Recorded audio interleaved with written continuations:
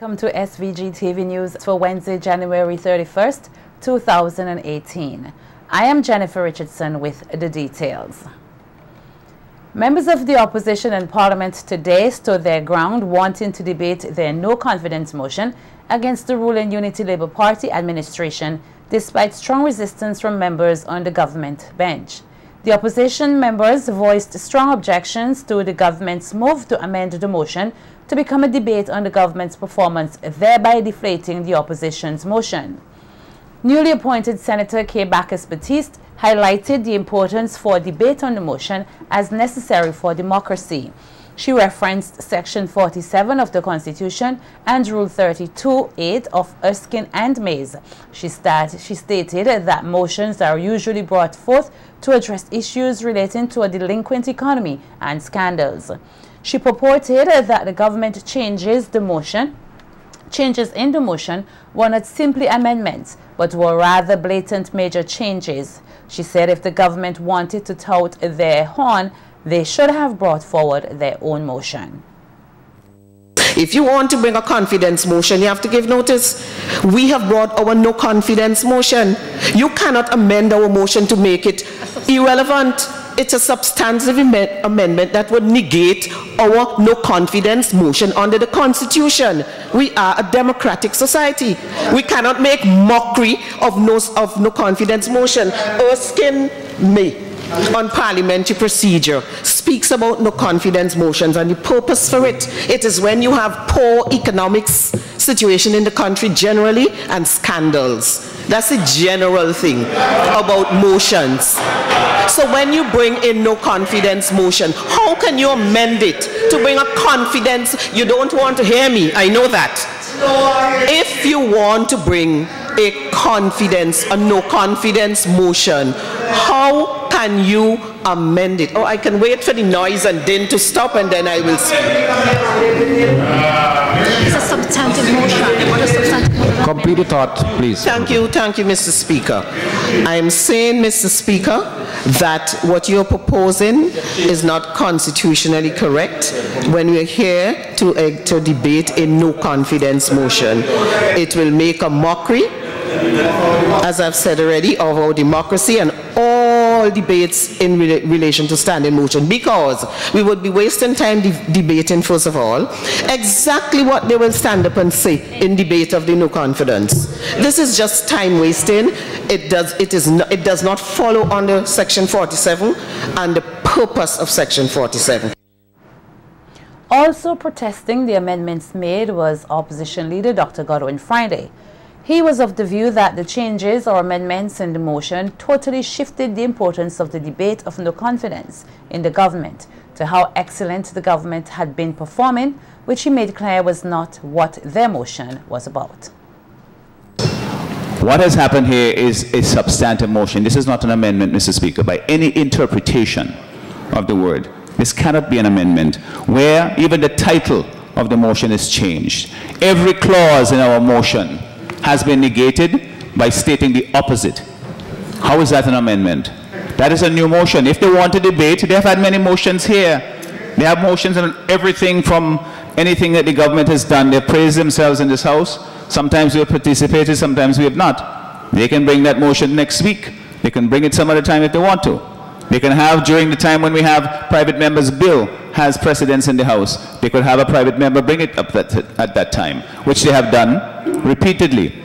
So, it is my view, it is our view on this side, Mr. Speaker, that we do not get to a debate of the motion as you're proposing until the threshold for 25A has been met, and it has not been met because the motion as proposed, the amendment as proposed violates 32(8). So we do not get to a debate. However, Prime Minister Dr. Rav Gonsalves was unwavering in his argument that the motion must be modified or amended to have flexibility. Citing from Erskine and Mays, which is the authority on parliamentary rules, PM Gonsalves outlined that an alternative must be put forward to have the government side say why the motion put forward by the opposition is irrelevant. Object of an amendment may be either to modify a question in such a way as to increase its acceptability, or to present the House a different proposition as an alternative to the original question. That is, it doesn't matter because you murmur, you know, Honorable Senator. The murmuring doesn't add the substance to your point, you know. The murmur doesn't add the substance. I'm reading the authoritative Erskine Mays. The authority of an amendment may be either to modify a question in such a way as to increase its acceptability or to present to the House a different proposition as an alternative to the original question. Mr. Speaker, I don't think I need to read the balance. Finance Minister Camilla Gonsalves strengthened the Prime Minister's argument that having a motion to debate the government's position is relevant and a necessary counteraction. So one would assume, Mr. Speaker, that a motion for no confidence falls within the ambit of any motion. Now, the second part that is cited, Mr. Speaker, as I understand it, is the issue of relevance. And it was said, and I'm asking for your assistance, Mr. Speaker, so if I'm wrong at any point, I stand corrected. There was a citation to section 32 that said, where any motion is under consideration, the House may permit the amendment if it is relevant. And the argument I'm understanding is that there is no relevance to this particular case. But Mr. Speaker, if there is no relevance, then we cannot debate the motion of no confidence, because the other argument on debate is that you cannot have a debate unless it is relevant to the subject at hand. So therefore, if someone gets up to have a motion of no confidence and say the government is going to hell in a handbasket, and we get up and in our debate say, no, it is not going to hell in a handbasket, clearly it is relevant because you are discussing the same topic. The debate on the Constitution and the parliamentary procedures got very heated, with a back and forth between members of Parliament and the Speaker of the House, Jomo Thomas, who at times had to regain order. The protocol in this House is that when the Speaker is speaking, that the member who is speaking sit.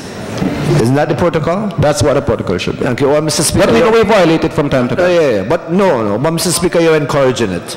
You think, I mean? Yeah, you're encouraging it. Now, Mr. Speaker, we all agree we have a choice to make. How do you make the choice? You have to vote. How else are you going to make the choice? You have a motion. You have an amendment. Erskine say you have to choose which one you're going to do it. How else would you choose? Mr. Speaker, you have to vote to choose. I'm stating that because I'm at a loss as to why we're still in this position. Having not yet concluded, or we have not yet made a decision on how we're moving forward. Honorable Member, the people's business is important business. You may think that this is easy and simple. And quite frankly, it may be easy and simple for you. And I credit you for that level of genius. Please sit. Mr. Speaker, please sit. I am making a point which I think is very important. In fact, this morning it was I who said that this matter should not be trivialized. It was I who said that this matter should not be trivialized. Honorable Member, please sit. But it seems as if that in this House, I am not allowed to make a point on a particular matter, where the Speaker of this House is having a grave difficulty in arriving at a decision. That is the point I'm making. For 2 hours you have been deliberating on this matter and you cannot come to a conclusion. That's the point I'm making.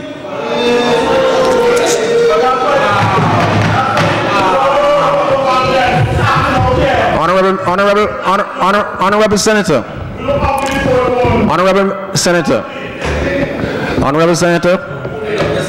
I remember sometime in the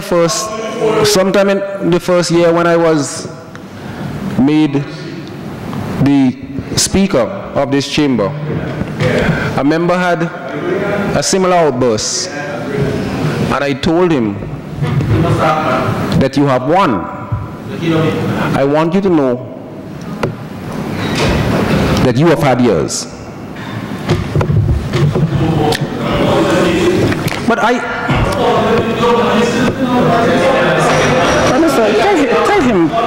speak to him.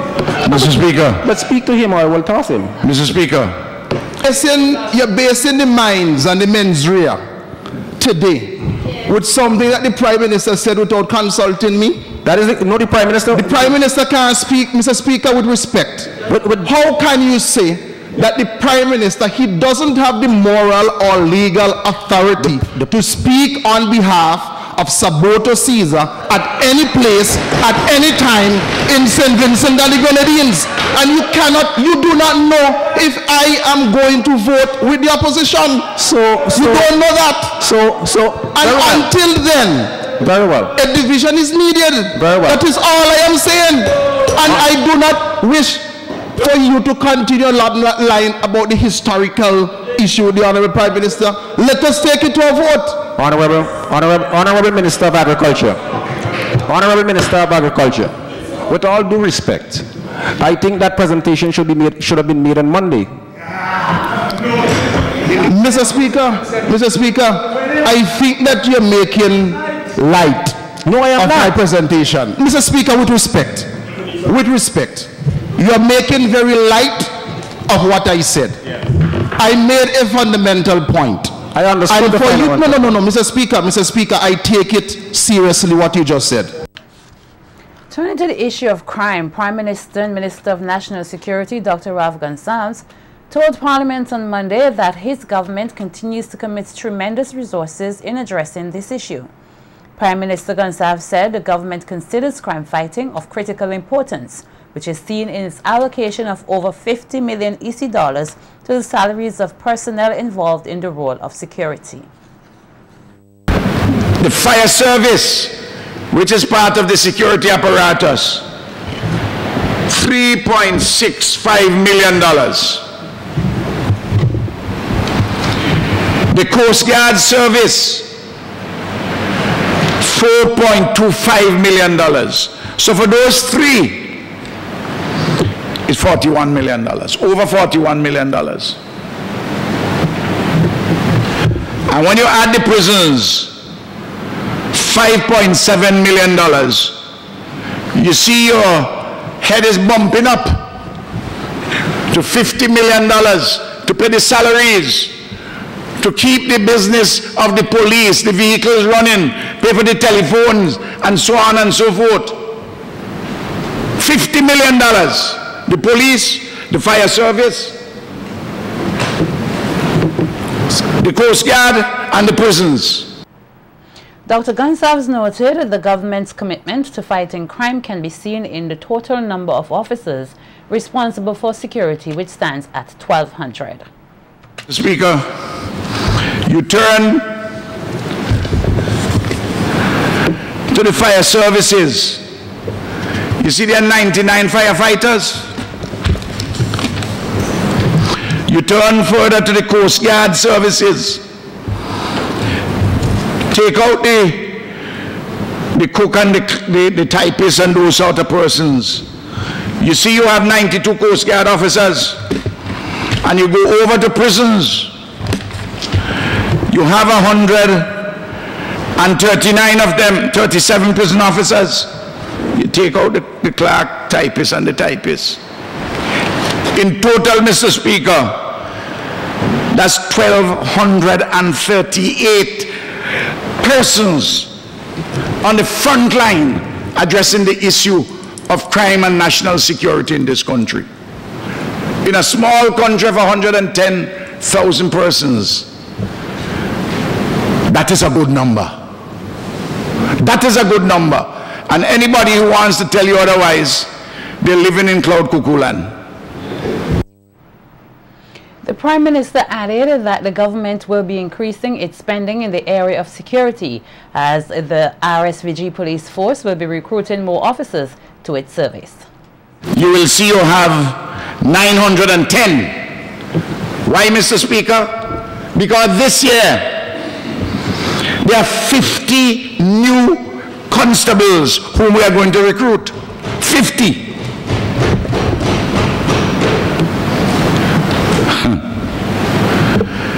Mr. Speaker, to increase the salaries alone for the constables from last year with these additional 50 from $16.6 million to $17.7 million, another $1 million. I want the police to hear it.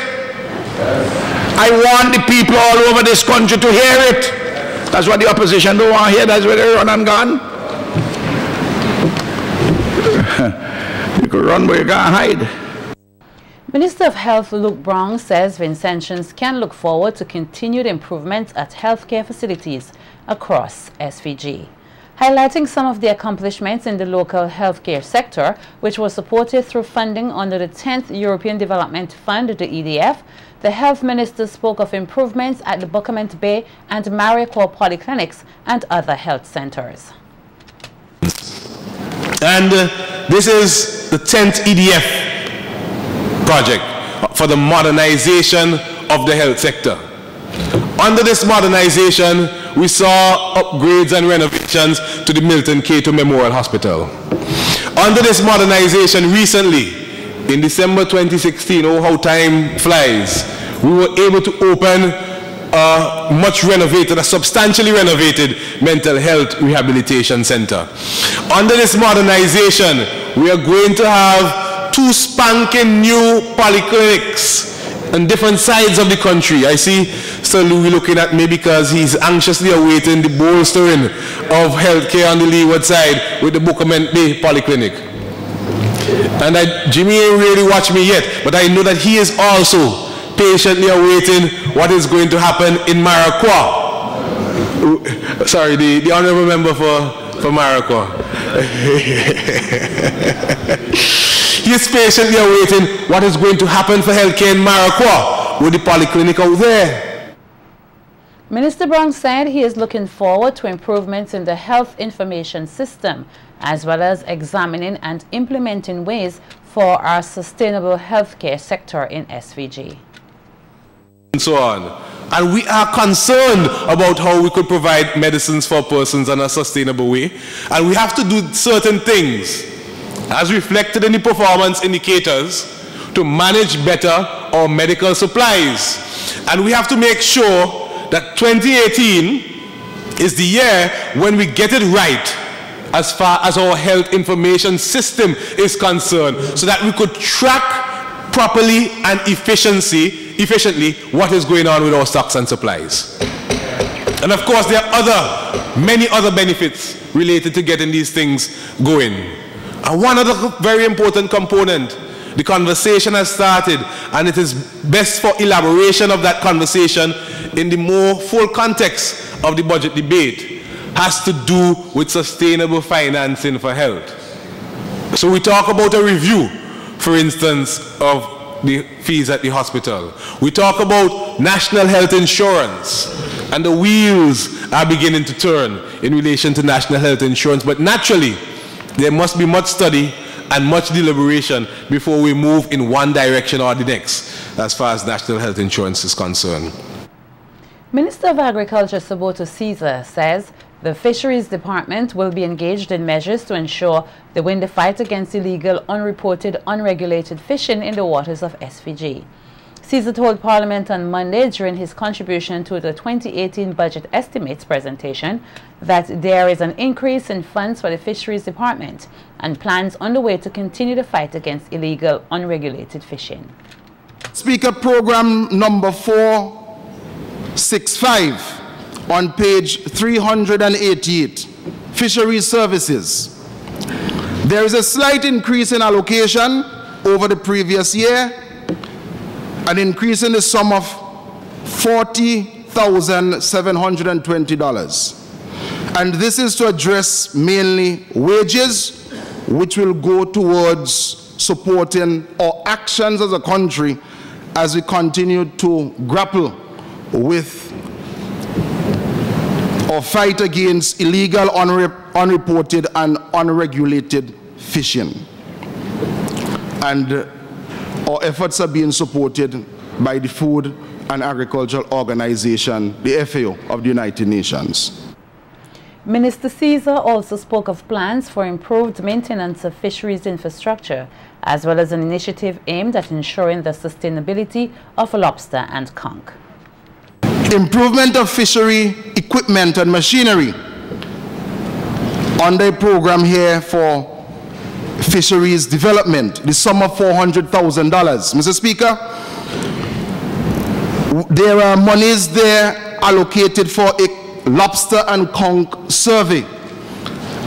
As we see more persons getting into the exploitation of lobster and conch, we have to ensure that we do it in a sustainable manner.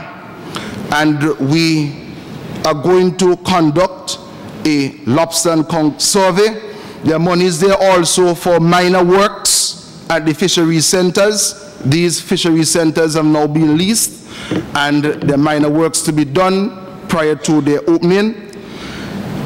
Also, work has to be done as it pertains to the maintenance of the FADs, the fish aggregating devices.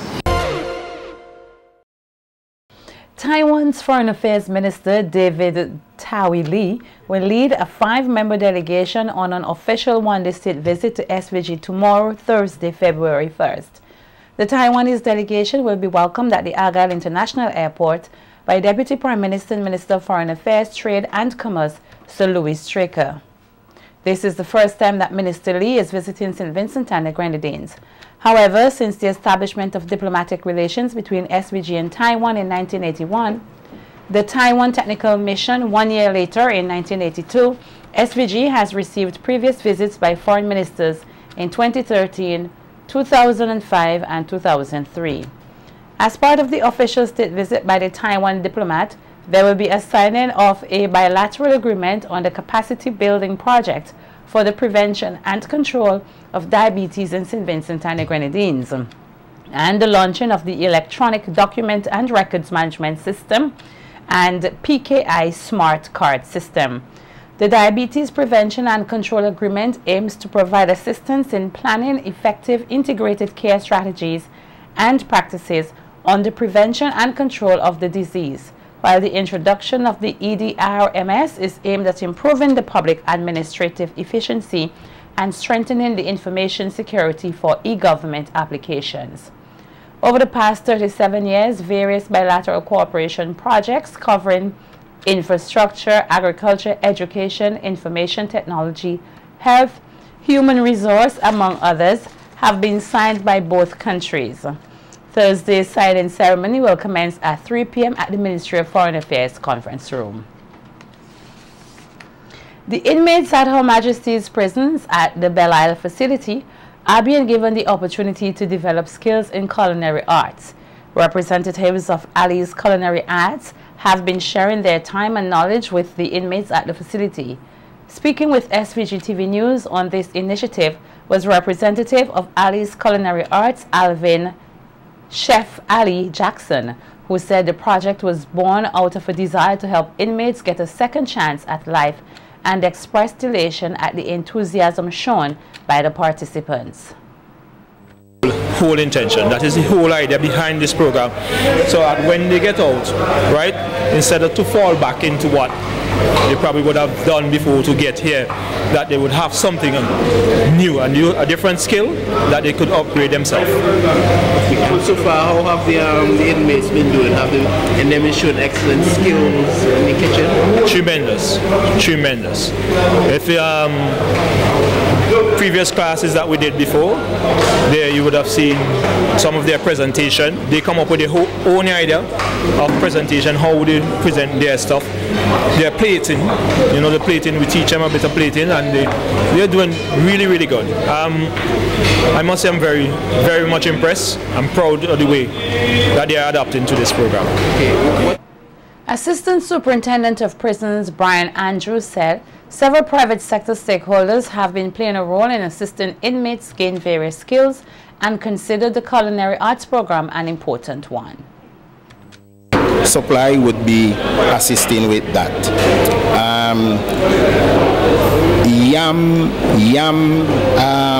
TVEC would also be assisting us in upgrading our carpentry program, which would be coming on stream. Well, the carpenter shop is going all the time, but the upgrade part of it, the upgrade component of it, would be brought on stream in the near future. And we're hoping to bring other programs on stream as we go along and this all. We have a very young prison population, and we want to ensure that when they get back into the society, that they are prepared in some way or the other to get involved in development. Some of the inmates participating in the programs expressed delight with the opportunity provided to them. We've learned so far how to hold the knife properly, how to hold whatever you're cutting up properly so you won't cut yourself. We've learned how to prepare food, how to plate food, presentation and preparation. So right now we're here preparing a meal for the whole population. So I'm just cutting up some things right now. Well, me personally, I feel really great because I know if I was outside at the moment, I would have to pay. So I'm kind of glad right now I'm getting this training free of cost. And I know I can use this skill when I go out and achieve something in life. I find the program is very optimistic, it's very beneficial. Because since I'm here, a lot of different stuff, like how to stir fry, like we have other recipe named the Spanish goat stew, I find the program is very beneficial and very interesting. Yeah, because since I hear a lot of different things, like how to prepare, how to design, all kind of stuff like that. I know.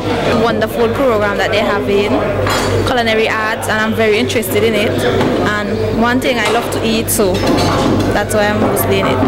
Yes, I will continue when I go out and maybe get a walk down in the Grenadines, because a skill like this, when you learn it, while being in the Grenadines, it's easier for you to get a walk as well.